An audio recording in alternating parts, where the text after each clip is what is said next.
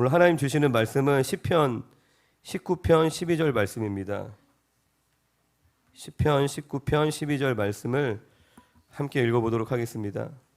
시편 19편 12절.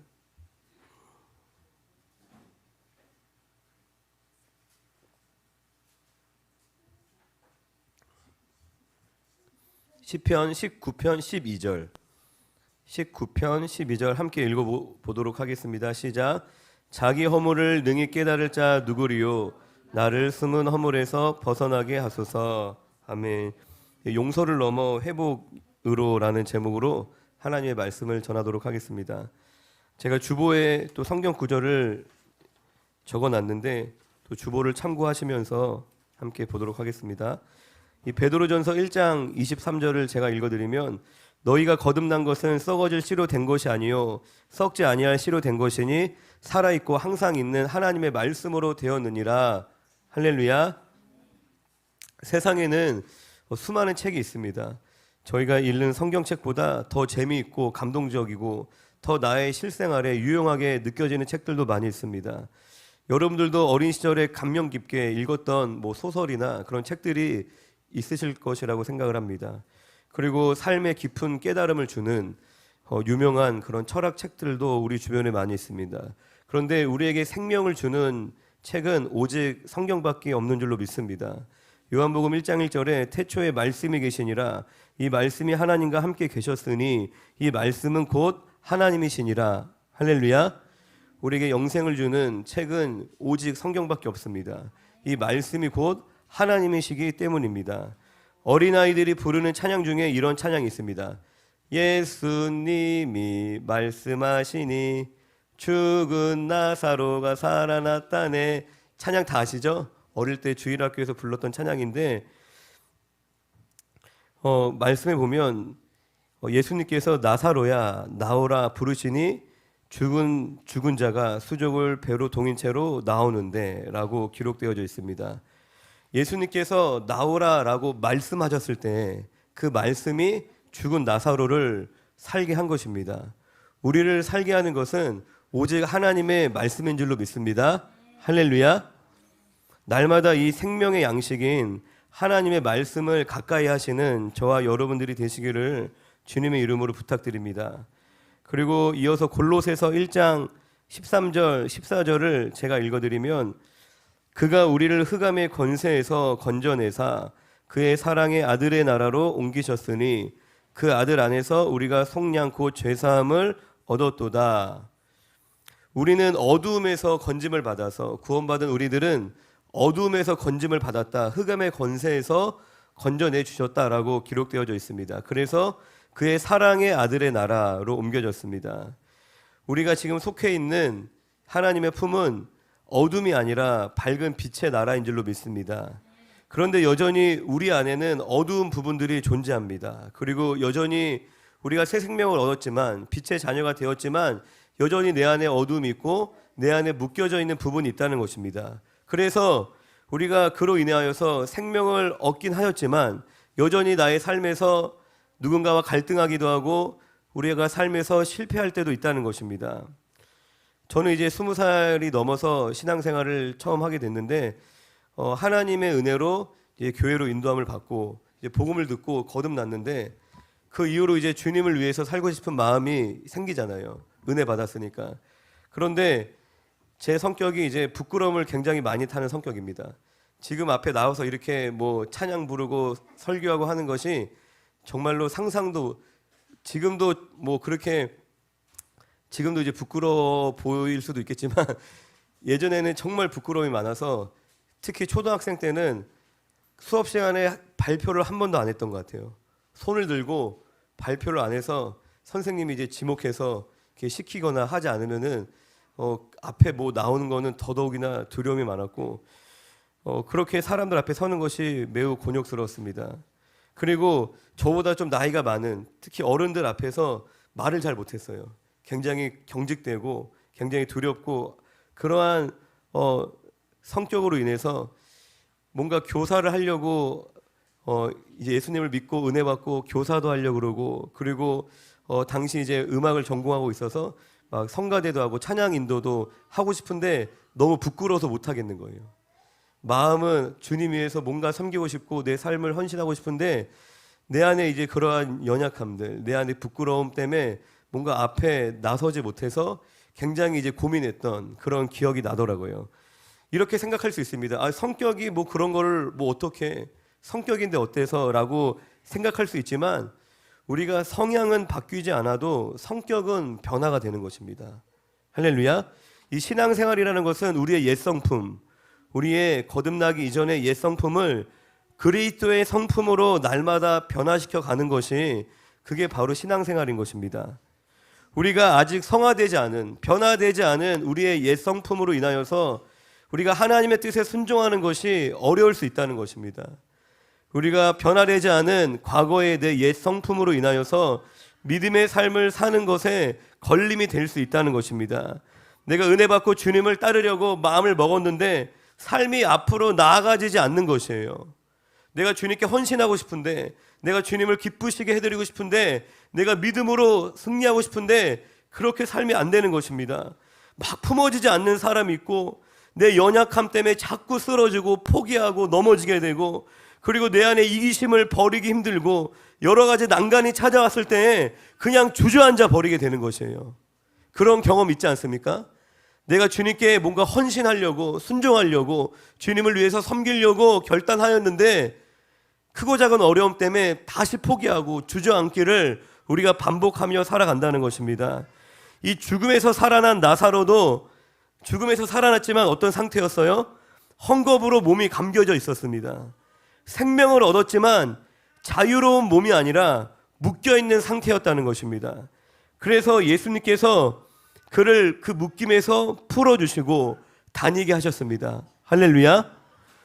생명에서 살아났지만 여전히 묶여서 자유롭게 다니지 못하는 그런 상태에 있었다는 것입니다. 우리도 거듭났지만 새 생명을 얻었지만 자유롭게 주의 말씀에 순종할 수 없는 그런 묶여져 있는 그런 상태 가운데 놓여져 있다는 것입니다. 우리도 그 묶임에서 풀려져야 하는 줄로 믿습니다. 그래야지만 생명력 있는, 그리고 하나님의 능력으로 승리하는 그 삶을 우리가 누릴 수 있게 되는 것입니다. 그런데 우리 안에 있는 그 상처들, 그 상처로 인한 쓴뿌리와 또한 내가 용서하지 않은 그 마음이 우리를 어둡게 만드는 원인이 되는 것입니다. 여러분들, 냄새나는 똥에 무엇이 꼬이죠? 네, 냄새나는 똥에 파리가 꼬입니다. 그렇듯이 우리 안에 있는 이런 냄새나는 상처와 용서치 못한 그러한 미워하는 마음들, 그 마음에 사단이 틈타는 것입니다. 사단이 내 안에 틈타서 하는 일이 무엇일까요? 사단이 우리에게 하는 일은 각종 거짓말을 우리 안에 뿌리는 것입니다. 우리가 요한복음 8장 44절을 함께 읽어보겠습니다. 주보에 적혀져 있는데 요한복음 8장 44절 시작. 너희는 너희 아비 마귀에게서 났으니 너희 아비의 욕심대로 너희도 행하고자 하느니라. 그는 처음부터 살인한 자요 진리가 그 속에 없으므로 진리에 서지 못하고 거짓을 말할 때마다 제 것으로 말하나니 이는 그가 거짓말쟁이요 거짓의 아비가 되었음이라. 아멘. 사단을 뭐라고 표현하죠? 거짓의 아비라고 얘기를 하고 있습니다. 사탄은 오랜 시간 동안 능숙하게 잘 훈련된 사기꾼입니다. 이 사단의 거짓말에 우리가 속아서 영적인 눈이 가려지면 그 삶이 아주 비참해지는 것입니다. 전에 공동체에 이제 망상에 빠진 형제가 있었습니다. 이따금씩 이제 망상에 사로잡히는 그런 형제가 있었는데 때로는 정말 황당할 정도로 말이 안 되는 이야기를 했어요. 그런데 그 친구는 너무나 안타까운 게 뭐냐면은 그거를 정말 사실이라고 믿고 있는 거예요. 그 허황된 것들을 사실이라고 믿고 그것을 계속 쫓는데 그게 허황되고 사실이 아닌 것이기 때문에 아무리 그거를 쫓고 쫓아도 그게 손에 잡히겠어요? 손에 잡힐 수 없죠. 그런데 그것이 사실이 아니다, 그것이 뭐 오해다, 아무리 얘기를 해줘도 그 친구한테는 그게 통하지 않는 거예요. 심지어 막 눈물까지 흘리면서 막 이야기하는 거예요. 정말 이건 진짜다. 그러니까 정말 그렇게 거짓을 진실로 믿으면서 살아가고 있는 것입니다. 우리가 진리의 눈이 어두워지면 우리가 그처럼 거짓된 것을 사실이라고 믿고 그냥 진심인 거예요. 본인은 그걸 사실로 믿으니까, 정말 진심이니까 목숨 거는 거예요. 거기에다가 그렇게 살아가는 것입니다. 예를 들어서 어떤 연약한 지체를 봤어. 그럼 진리에 우리가 눈이 떠 있으면 어떻게 하죠? 그 연약한 지체를 우리가 사랑하고 섬기고 도와주려고 하겠죠. 그게 성령이 인도하시는 방향이겠죠. 그런데 우리가 거짓에 사로잡혀서 진리의 눈이 가려지면 연약한 지체를 봤을 때 왜 저렇게밖에 못하냐, 왜 저렇게 말하는 거야, 왜 저 따위로 행동하는 거야 라고 비난을 하게 된다는 것입니다. 그리고 무서운 게 뭐냐면, 아이고 내가 실수했네, 주님 회개합니다가 아니라 그게 옳다라고 믿고 살아가는 거예요. 저 사람은 욕먹어도 싸다라고 믿고 그렇게 살아간다는 것입니다. 그리고 내 안에 연약함을 발견했을 때 진리의 눈이 떠져 있으면 하나님 앞에 회개하고 내 삶을 새롭게 하기를 힘쓰겠죠. 그런데 거짓에 사로잡혀 있으면 내 안에 있는 연약함을 발견했을 때 그냥 사람들이 내 연약함을 보지 않기를 바라고, 그리고 사람들이 내 연약함을 그냥 용납해 주기만, 그냥 내가 변화되려고, 내가 회개하려고, 내가 나를 바꾸려는 생각은 하지 않아요. 그냥 나를 이해해 주길 바라는 겁니다. 나를 용납해 주길 바라고, 그냥 이 모습 이대로 어떻게 잘 살아갈 수 있을까. 그래서 나를 이해해 주지 않는 사람, 나를 배려해 주지 않는 사람을 만나면 거꾸로 그 사람들을 비난하는 거예요. 왜 나를 이해해 주지 않아? 나한테 이런 상처가 있는데 왜 나를 용납해 주지 않아? 나를 왜 배려해 주지 않아? 그리고 무서운 것은 그것이 옳다고 믿는 것입니다. 그렇게 왜곡된 자기 중심적인 이기적인 생각에 사로잡혀서 끊임없이 누군가를 미워하고 자기 자신을 상처내며 살아간다는 것입니다. 옳고 그름이 완전히 거꾸로 바뀐 상태로 믿고 살아가는 것입니다. 사람은 자기가 생각하는 대로 살아갑니다. 할렐루야. 그리고 잠언 23장 7절에는 대저 그 마음의 생각이 어떠하면 그 위인도 그러한즉, 그 사람이 생각하는 것이 곧 그 사람의 실존이라는 것입니다. 할렐루야. 하나님이 우리의 말과 행동을 보시기도 하지만 하나님은 더 본질적으로 우리의 생각을 꿰뚫어 본다는 거예요. 얼마든지 말과 행동은 우리가 포장할 수 있고 가짜로 만들어낼 수 있습니다. 그런데 우리의 실체가 뭐라고요? 우리의 생각이라는 것입니다. 그 잘못된 생각이 내 안에 들어오면, 그 생각이 바뀌지 않으면 우리의 삶은 절대로 바뀔 수 없다는 것입니다. 이 사단의 거짓말이 내 안에 단단하게 자리를 잡고 견고한 진이 되면 그것이 우리 안에 어떠한 신념이 되는 것입니다. 그래서 그 비뚤어진 내 기준으로, 내 신념으로 비뚤어진 그 시각으로 색안경을 끼고 이제 세상을 바라보는 것이에요. 내 주변의 모든 상황과 사건과 사람을 다 이 비뚤어진 신념으로 바라보는 것입니다. 할렐루야. 예를 들어서 어른들은 믿을 수 없어, 여자는 믿을 수 없어, 이 세상은 나 혼자 살아야 돼, 손해보면 안 돼, 물질이 최고야. 이러한 거짓말들이 견고하게 내 안에 깊은 신념이 되어서 그러한 기준과 잣대와 시각으로 모든 것들을 바라보고 그렇게 판단하고 결정하며 살아간다는 것입니다. 그러면 결국 어떻게 돼요? 하나님이 주시는 열매를 우리가 거둘 수 없는 겁니다.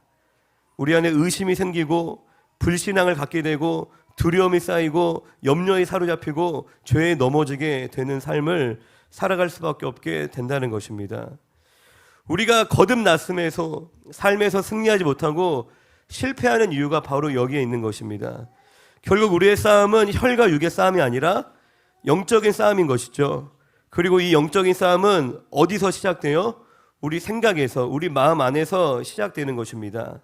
사단은 이렇게 우리의 생각을 세뇌시키는 이 세뇌 공작에 아주 기가 막힌 재주를 가지고 있습니다. 사탄은 우리가 태어날 때부터, 모태에서부터 우리를 속입니다. 그리고 뱃속에 있을 때부터 그 일을 시작하여서 지금까지 결코 그 일을 중단하지 않습니다.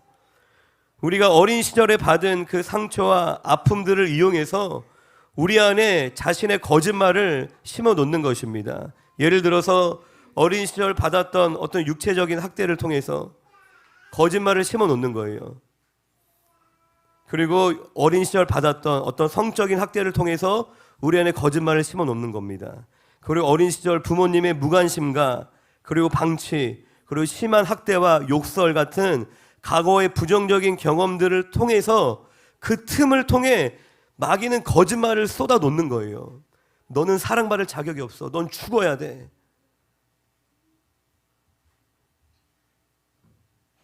그리고 이 씨앗들이 우리 안에 자라나서 우리의 인격으로 형성이 된다는 것입니다. 이게 무서운 거예요.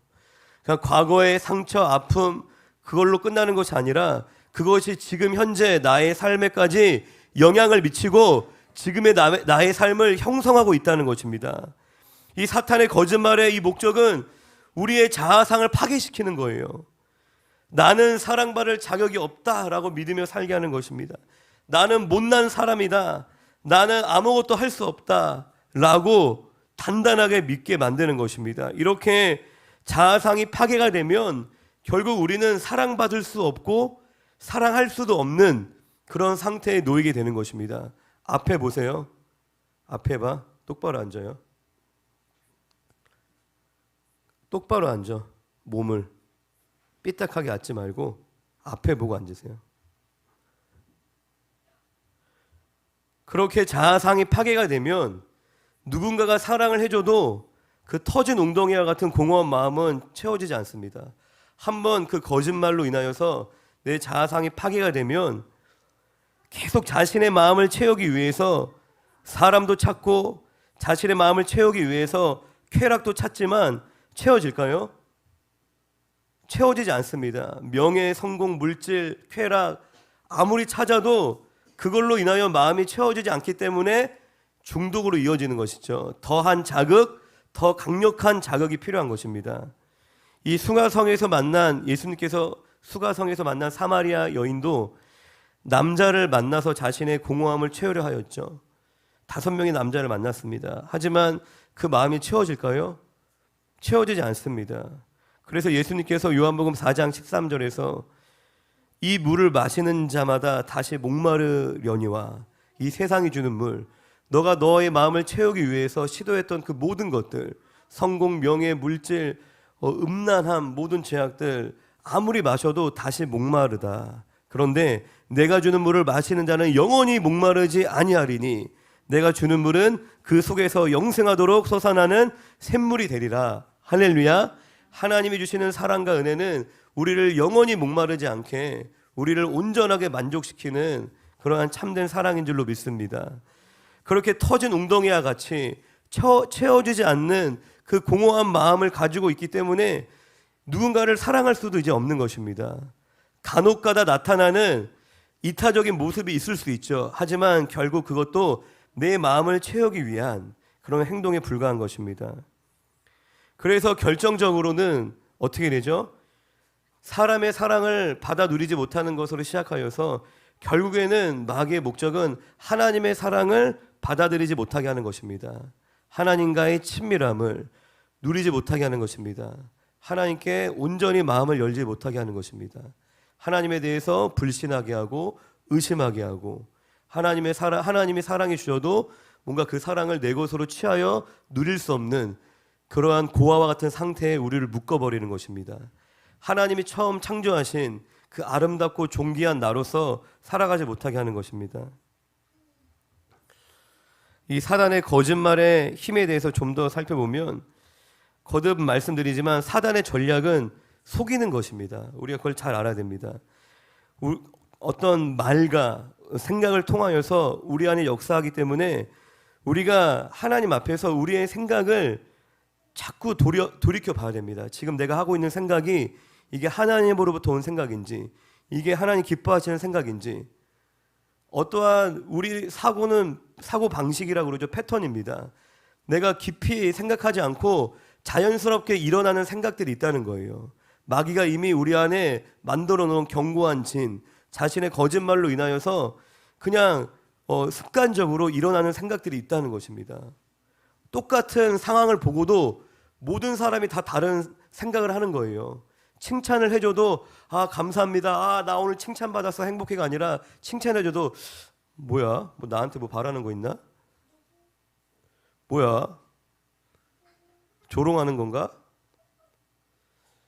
너 너무 이뻐. 너 너무 잘생겼어. 오늘 너무 멋지다. 뭐야? 비아냥거리는 건가? 와, 오늘 내가 좀 괜찮은가 보다. 행복해. 누리지 못하는 거예요. 단편적인 예지만 모든 순간순간, 모든 관계 상황 가운데서 이런 사고의 패턴이 있다는 것입니다.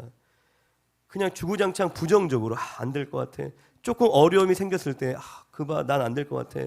그봐 안 된다고 했잖아. 왜 나한테 하자 그런 거야? 라고 반응하는 사람이 있고, 자그마한 어려움을 만났을 때 하나님이 나를 더 연단하시는구나. 성숙시키시는구나. 내가 이 어려움을 잘 통과해야지. 주님이 나한테 기도하라고 하시는구나. 자신을 돌아보는 사람이 있고, 다 다르다는 것이에요. 그래서 우리의 생각을 그냥 내가 생긴 대로 흘러가는 대로 우리가 살면 안 되는 것입니다.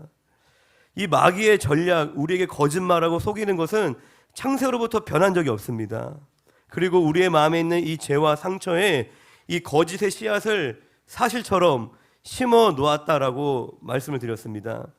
그리고 이 사단의 거짓말은 우리로 하여금 결국 범죄하게 만듭니다. 죄를 짓게 한다는 것입니다. 범죄하여서 하나님을 떠나게 만든다는 것입니다. 그리고 내가 받은 은혜를 빨리 쏟아버리게 하는 것이에요. 하나님께서 주신 그 은혜를 빨리 쏟아버리고 잃어버리게 만드는 것이 마귀의 목적이라는 것입니다. 야고보서 1장 14절에 오직 각 사람이 시험을 받는 것은 자기 욕심에 끌려 미혹됨이니 욕심이 잉태한즉 죄를 낳고 죄가 장성한즉 사망을 낳느니라. 사탄은 우리의 약함을 이용해서 함정을 만듭니다. 우리의 약함을 정말 잘 알아요. 사람마다 약한 부분이 다르죠. 어떤 돈을 사랑하는 탐심이 있는 사람은 돈으로 유혹하고, 그리고 어떤 이들은 정욕이나 성적인 유혹에 약합니다. 또 어떤 이들은 자만심, 쉽게 교만해지고 그리고 쉽게 열등감에 떨어지기도 합니다. 그리고 어떤 사람은 자격지심이 있어서 누군가와 비교되거나 자신이 인정받지 못할 때에 무너져 버리기도 합니다.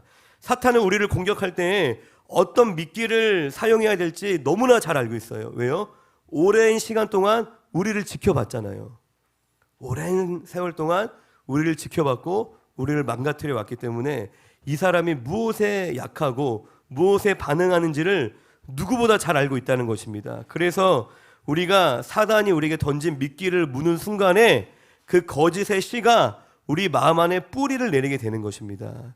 그 유혹을 분별하여서 대적하지 못하고 우리가 붙잡는 순간에 그냥 내가 그 순간에 범죄하고 끝나버리는 것이 아니라 우리가 마귀의 거짓말을 붙잡고 넘어졌을 때 그냥 알고 한 번의 실수로 끝나는 게 아니라 그게 심겨진다는 거예요. 그게 무서운 것입니다. 죄를 잉태하도록 만드는 것입니다. 그 죄악이 심겨져서 우리의 마음을 거듭 황폐하게 만들고 내 안에 심겨진 이 사단의 거짓말은 우리를 더 깊은 수렁으로, 이제는 씨를 뿌렸으니까 스스로 망가지는 거예요. 깊은 수렁으로 끌고 갑니다. 왜냐하면 우리가 미끼를 무는 순간에 이미 우리는 낚인 것이기 때문입니다. 우리의 눈은 이미 탐욕에 눈이 멀어버렸어요. 그리고 우리의 마음은 이미 빼앗겨 버린 것입니다.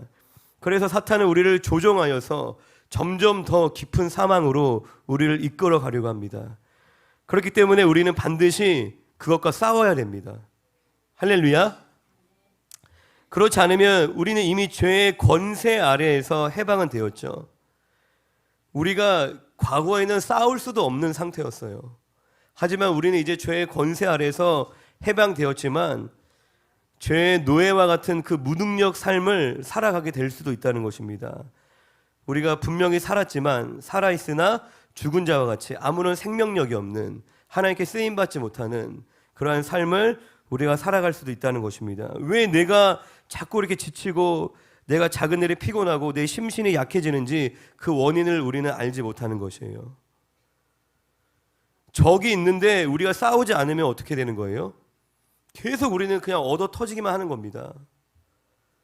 눈에 보이지 않는 적이 있다니까요. 계속 우리에게 불화살을 쏘고 미끼를 던지고 우리 안에 거짓말을 심고 우리의 인격을 황폐하게 만들려는 그러한 적이 있는데 내가 그 적과 싸우지 않는다면, 물리치지 않는다면 그냥 계속 유린당하는 것이에요. 내 삶이 도둑질 당하고 하나님 주신 은혜들, 하나님 주신 좋은 것들을 다 빼앗기고 빈털터리가 되는 것입니다. 할렐루야. 우리가 이 사단과 싸우기 위해서 하나님 우리에게 주신 무기는 뭐냐면 성령의 검, 뭐죠? 하나님의 말씀. 할렐루야. 우리 친구들 따라합시다. 성령의 검, 하나님의 말씀. 우리 사단하고 막 날라차게 하면서 싸울 수 있어요? 막 눈 찌르고 할 수 없잖아요. 우리가 말씀으로 싸우는 것입니다. 사탄의 거짓말을 물리칠 수 있는 가장 중요한 방법이 말씀이라는 겁니다. 오직 이 진리의 성령님을 의지해야만 우리가 사탄을 물리칠 수 있습니다. 그 전략과 그 지혜를 우리가 당해낼 수 없습니다. 성령님께서 말씀을 통해서 우리가 마귀에게 속고 있는 부분이 어떠한 부분인지, 내가 잘못 생각하고 있는 부분이 무엇인지, 내 스스로 기만하고 있는 것이 무엇인지 우리에게 비추어 주신다는 겁니다. 우리 스스로는 알 수 없어요. 우리가 말씀 앞에 가야지 우리가 발견할 수 있고 깨달을 수 있는 것입니다. 아차, 내가 피해자인 줄 알았는데 내가 가해자였구나. 말씀을 읽다 보니까 그냥 내가 서운하고 억울하기만 했는데 말씀을 읽다 보니까 상대방의 마음이 읽혀지는 거예요. 아차, 나도 얼마나 그 사람에게 상처를 줬을까. 예를 들어서 그냥 너무 불행해, 이 상황이 너무나 나한테 지긋지긋해, 그렇게 믿고 있었는데 말씀을 읽다 보니까 하나님의 뜻이 발견되는 거예요. 이러한 뜻이 있었구나, 나를 향한 이러한 계획이 있었구나. 그냥 인간적인 눈으로, 그냥 되게 짧은 시각으로 그냥 우리는 판단해 버립니다. 그리고 그걸 확신하고 그렇게 믿어버리는 것이에요. 그러면 그 믿음대로 그렇게 살아가는 거예요. 부정적인 열매 맺고 실패하고. 그런데 어떠한 상황 가운데서도 우리가 소망을 잃지 않고 우리가 믿음으로 반응하면 또 그렇게 되는 거예요. 우리의 삶이 다시 일어나는 것이고 새롭게 세워져 가는 것입니다. 마귀의 말은 거짓말이기 때문에 우리가 이 진리를 깨닫게 나면, 진실이 뭔지를 알게 되면 그 거짓말로부터 쉽게 자유케 됩니다. 할렐루야. 이처럼 우리는 성령님을 의지해서 하나님의 말씀으로 사단의 거짓말을 무너뜨려야 합니다. 그래서 바뀌었던 이 진실과 거짓, 이 바뀌었던 옳고 그름이 다시 제자리를 찾아야 하는 것입니다. 그리고 사단이 뿌려놓은 거짓은 우리 안에 숨어 있습니다. 우리들이 볼 수 없는 것이라고 그랬죠. 그래서 오늘 읽었던 시편 19편 12절 말씀처럼 자기의 허물을 능히 깨달을 자 누구리요? 나를 이 숨은 허물에서 벗어나게 하소서. 우리 안에 감춰져 있고 숨어 있다는 것이에요. 나의 삶을 갉아먹고 있는 이 거짓말들이. 실제로 그렇잖아요. 사람은 누구나 자신의 약점이나 자신의 어떤 행동을 객관적으로 잘 보지 못합니다. 그리고 내 안에 감춰져 있는 죄나 이 결점들은 다른 사람들에게 쉽게 드러나지 않습니다. 시편 139편 23절 24절에 하나님이여 나를 살피사 내 마음을 아시며 나를 시험하사 내 뜻을 아옵소서. 내게 무슨 악한 행위가 있나 보시고 나를 영원한 길로 인도하소서. 할렐루야.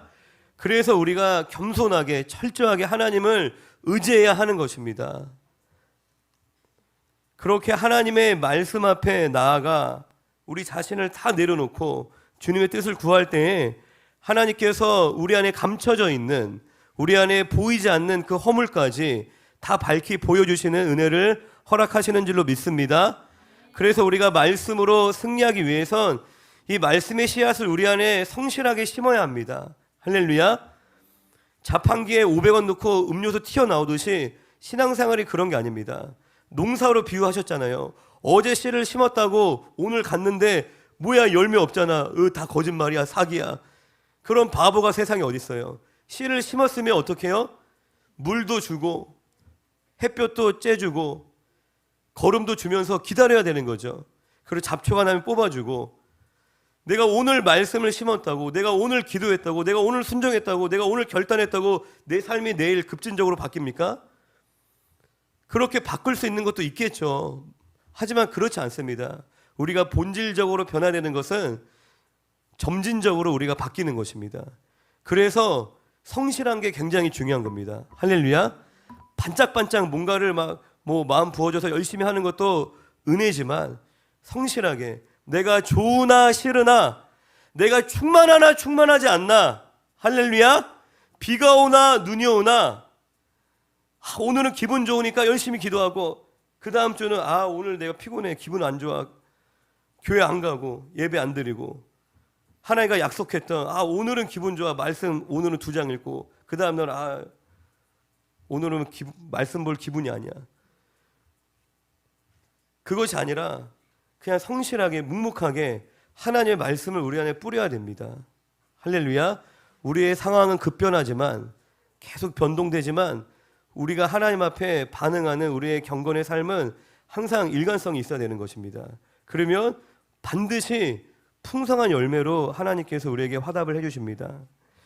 그 진리가 우리 안에 새로운 성품으로 열매를 맺기 위해선 우리가 말씀을 듣는 것으로 끝내면 안 되고 말씀을 듣고 행하는 자가 되어야 하는 줄로 믿습니다. 말씀을 성실하게 읽고 묵상하고 암송하고 내 안에 계속 뿌리고, 이 뿌려진 씨앗을 우리가 실천하며 순종하며 행할 때에 우리 안에 풍성한 아름다운 성품으로 열매를 맺게 되는 줄로 믿습니다. 우리가 흔히 영적 싸움 이야기하면 이제 축사 사역을 많이 떠올립니다. 막 귀신 쫓아내는. 물론 저도 축사 사역을 부정하지 않습니다. 예수님의 3대 사역이 뭐죠? 마태복음 4장 23절 24절에 보면 예수님의 3대 사역은 가르치시고 전파하시고 고치시는 사역이었습니다. 그 중에 이 고치시는 사역에 보면 축사 사역이 그 안에 포함되어 있습니다. 고치시는 이제 이야기들 보면은 그 안에 귀신 들린 자, 그런 자들을 고치시는 장면이 나옵니다. 그런데 이 예수님의 축사 사역을 복음서를 읽어보면 불신자들을 향하여서 이루어집니다. 불신자들의 병을 고쳐주시고 그들을 사로잡고 있는 귀신을 쫓아내며 그들에게 복음을 전해주셨습니다. 우리가 알아야 되는 건 뭐냐면은 참된 신자는, 거듭난 성도는 귀신에게 완전히 사로잡힐 수 없다는 겁니다. 할렐루야. 잘 분별해야 됩니다. 내가 거듭난 성도인데 완전히 귀신에게 사로잡혀서 막 내가 지옥으로 떨어질 수 있을까요? 완전히 내 삶이 통제불능이 될 수 있을까요? 절대 그렇게 될 수 없습니다. 그것은 거듭나지 않은 사람인 거예요. 불신자인 거예요. 명목상의 크리스찬인 겁니다. 예수님으로 거듭난, 성령으로 거듭난 성도는 이제 누가 주인이에요? 예수님이 내 안에 왕이시고 그분이 나를 통치하십니다. 할렐루야. 그렇기 때문에 우리가 그 이후에 또 우리가 범하는 죄가 있죠. 또 우리가 받는 상처들로 인하여서 사단이 틈타고 우리에게 거짓말하고 우리를 뭔가 괴롭히고 공격할 수는 있지만 완전히 마귀의 통치 아래 우리가 놓여서 지옥으로 끌려가지는 않는다는 것입니다. 할렐루야. 그래서 거듭난 성도에게 필요한 건 뭐냐면 축사기도 받는 것이 아니에요. 물론 그런 것도 때때로 필요할 수 있겠지만 그거를 부정하지 않지만 더 본질적으로 중요한 게 있다는 거예요. 여러분들 사람의 몸을 어린아이들이 그림 그릴 때 막 엄지발가락을 막 이만하게 그리고 그러면 이상하잖아요. 얼굴을 그리는데 다 필요한 그 지체가 있는데 어느 하나만 막 눈만 이만하게 그려놓고 귀만 이만하게 그려놓고 귀를 막 여기다 가운데다 그려놓고 그러면은 그건 잘못된 그림이잖아요. 아니 물론 이제 뭐 내 상상의 나래를 펼칠 수 있겠지만, 그러니까 축사 사역이라는 것이 사람들 봤을 때 되게 신기하고 사람들을 굉장히 현혹할 수 있는 또한 요소가 있기 때문에 그것을 지나치게 강조할 수 있습니다. 그게 마치 사람의 얼굴에 귀를 이만하게 그린 거와 마찬가지라는 거예요. 그 사역을 부정하지 않지만, 그 사역을 인정하지만 그것은 부분적인 거라는 겁니다. 본질은 뭐예요? 거듭난 성도는 이제 말씀으로 성화가 되어야 하는 것입니다. 그게 없으면 아무리 축사 밤새도록 받아도 삶이 안 바뀌어요. 막 개거품 물고 막 튀어나오고, 전 수도 없이 축사 사역에 참여를 했었어요. 저도 막 축사 받고 막 뒤로 막 날아가고 막 축사하는데 저한테 막 덤비고 막 박 목사 죽일 거야 막 그러고, 내가 얘를 막 평생 붙잡고 있었는데 너 때문에 망했어 막 그러면서 귀신 떠나가는 것도 수없이 봤어요. 그러한 사역을 부정하지 않지만 그거는 부분인 겁니다. 부분. 그거를 사역의 중심에 놓고 날마다 막 모여서 축사한다고 결코 인생이 해결되지 않습니다. 우리가 날마다 우리가 힘써야 되는 건 뭐예요? 하나님의 말씀으로 우리가 성화되는 것입니다. 사단의 거짓말로 인하여 잘못 형성된 내 안에 이런 왜곡되어져 있는 인격을 하나님의 말씀으로 조명받는 겁니다. 내 안에 왜곡되어져 있는 생각들, 사고방식들, 그리고 비뚤어져 있는 뭔가 잘못된 그런 인격들을 말씀으로 조명받아서 우리가 하나님 앞에 겸손히 회개하고 순종함으로 성화의 삶을 사는 것이 그게 가장 본질이라는 것입니다. 그리고 우리가 이 용서를 통해서 상처를 우리가 치유하고 또 마귀의 거짓말을 대적함으로 묶임에서 풀어지는 이 작업이 필요한데, 그와 함께 또 우리 안에 이 연약해진 부분을 또 우리가 강건하게 만들어야 합니다. 여러분들 그 허리에 막 디스크가 있고 막 허리가 약해진 사람들이 이제 그 허리 주변에 있는 근육을 강화하는 운동을 합니다. 그래서 간혹 그런 경우 있잖아요. 막 연예인 중에 막 근육질이야. 뭐 그런데 그 군대에 막 사금 나오고 막 그러는 거예요. 무슨 뭐 거의 람보 같이 보이는데도 그 신검 받았는데 막 문제가 있다는 거예요. 그러니까 그게 이제 그럴 수도 있는 게 실제로 막 척추 측만증이나 막 디스크가 심한데 그것을 보완하기 위해서 열심히 운동해서 주변 근육을 이제 강화하기도 한다고 합니다. 그와 마찬가지로 우리 안에 이 상처로 인하여서 죄로 인하여 약해진 부분들을 우리가 강하게 만들어야 합니다.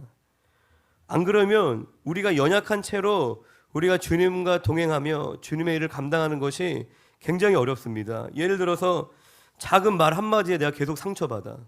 작은 말 한마디에 내가 계속 시험 들어. 그럼 내가 주님의 일을 하겠어요? 작은 말 한마디에 막 내가 실족하고 못해 먹겠다. 목사 때려쳐야지.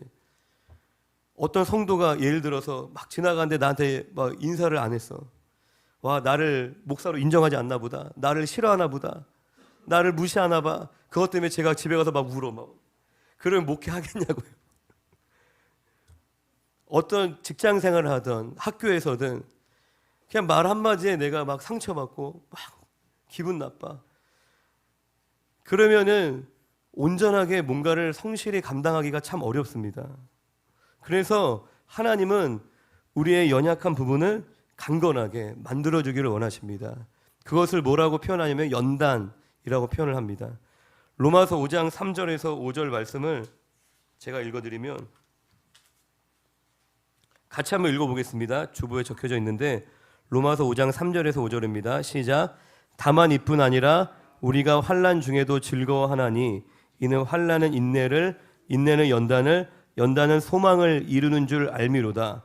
소망이 우리를 부끄럽게 하지 아니함은 우리에게 주신 성령으로 말미암아 하나님의 사랑이 우리 마음에 부은 바 됨이니. 할렐루야.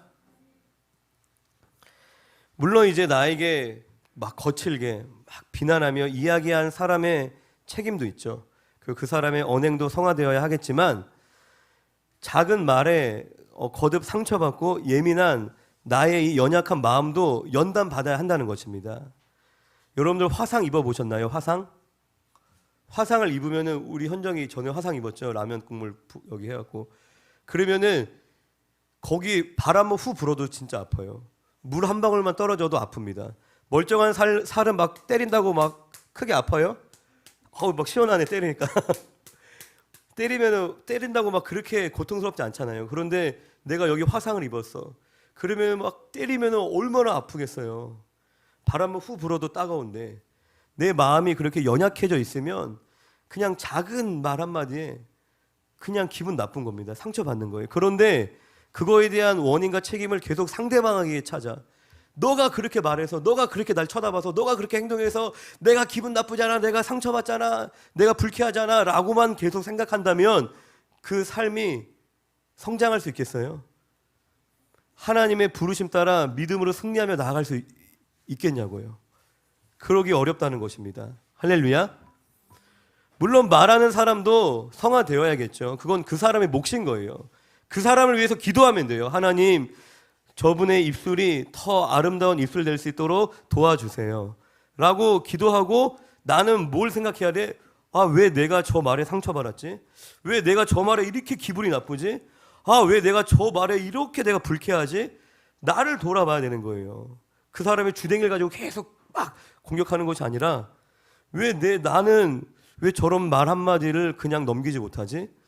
내가 저런 말 한마디에 내가 왜 이렇게 낙심이 되지? 그러면서 하나님께 기도하는 거죠. 주님, 내 이 연약한 마음을 연단하여 주시옵소서. 더 강건하게 하여 주시옵소서. 더 모진 말을 듣는다 할지라도, 더 상처되는 말을 듣는다 할지라도 내가 넉넉히 넘길 수 있는, 넉넉히 그 사람을 품을 수 있는, 그 상황을 견딜 수 있는 그러한 성숙되고 단단한 마음으로 연단되게 하여 주시옵소서. 이것이 하나님이 원하시는 기도인 것입니다. 할렐루야. 그래서 저도 이제 아내하고 이렇게 뭐 부부싸움하거나 말다툼을 하면은 나중에 꼭 이제 서로 그런 얘기를 합니다.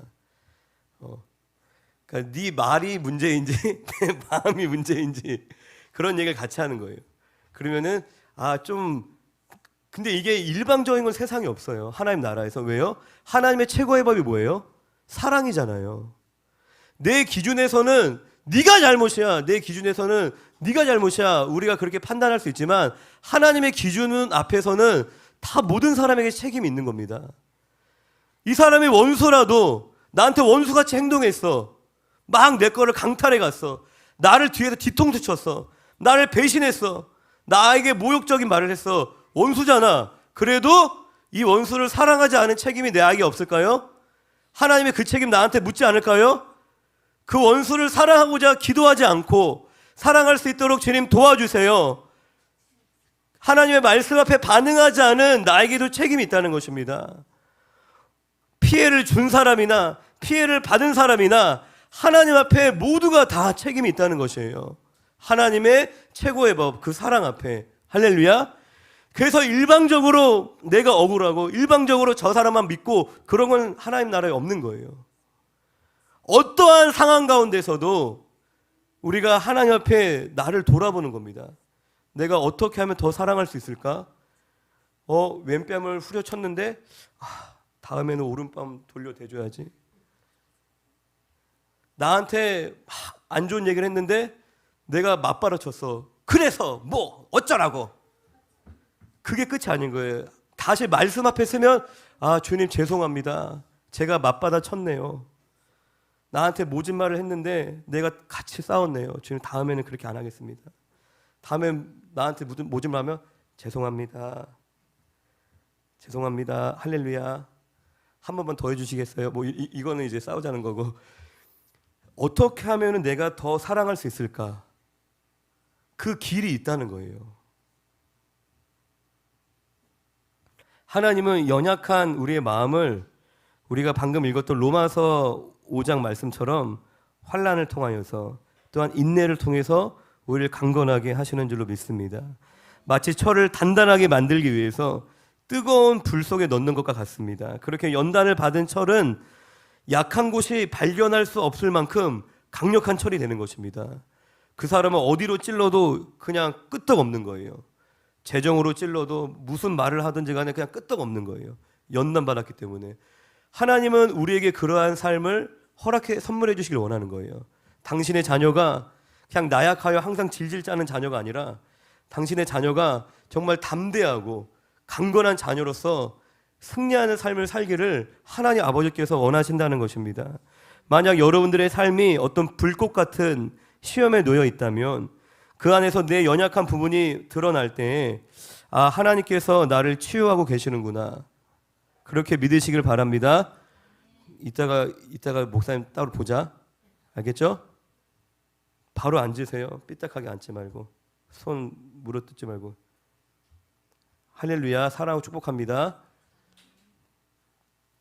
하나님의 뜻은 우리를 치유하시고 우리를 회복시키시는 것인 줄로 믿습니다. 그런데 한 가지 우리가 알아야 되는 것은 하나님의 시험과 마귀의 시험은 전혀 다릅니다. 마귀의 시험은 뭐예요? 우리가 죄에 넘어지도록 하는 것이 마귀의 시험이죠. 하지만 하나님은 우리를 죄에 넘어지도록 유혹하는 분이 절대로 아니십니다. 할렐루야. 하나님이 그런 허락하시는 시험은 뭐냐면 믿음의 시험인 거예요. 우리가 주님을 따르며 주님을 따라 순종해 나가는 그 걸음 가운데 찾아오는 그러한 시험이라는 것입니다. 우리로 하여금 더 온전한 믿음을 가질 수 있도록, 하나님 앞에 우리가 더 자유해질 수 있도록, 더 내려놓을 수 있도록, 더 그리스도와 깊은 연합을 누리게 하기 위해서 허락하시는 그런 인내의 시간이라는 것입니다. 하나님의 시험은.